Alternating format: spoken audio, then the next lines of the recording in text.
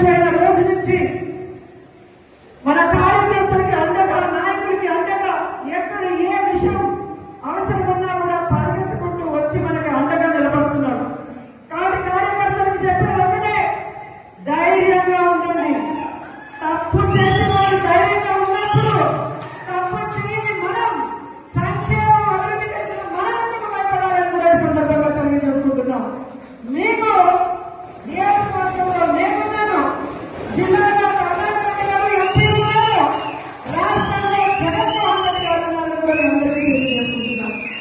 మన పార్టీకి పోరాటాలు తప్ప కాదు, మన పార్టీ పోరాటంలో నుంచి పుట్టిన పార్టీ, ప్రజల కోసం పుట్టిన పార్టీ.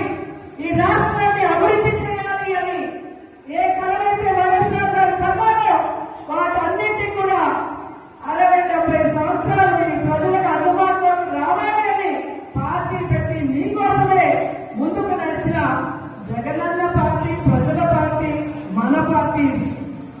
ఎందుకు నేను ఇంతగా చెప్తున్నానంటే, ఈరోజు జగనన్న అనుకున్నవన్నీ సాధించాడు. ఆయన బిజినెస్ మ్యాన్ గా సక్సెస్ఫుల్, ఆయన ఫ్యామిలీ మ్యాన్ గా సక్సెస్ఫుల్, ఆయన సీఎం గా సక్సెస్ఫుల్. ఇంకేం అవసరం ఉంది?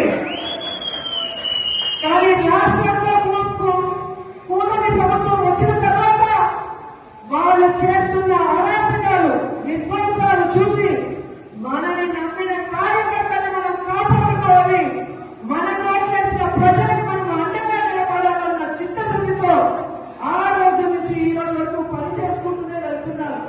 అలాంటి వ్యక్తి కోసం మనం పనిచేయాలా వద్దా?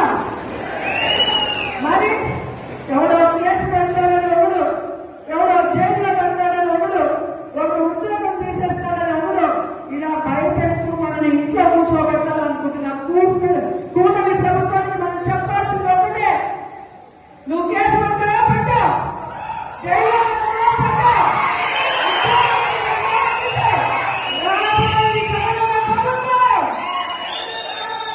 కేసులు పెట్టడానికి, విధ్వంసాలు సృష్టించడానికి వడ్డీతో సహా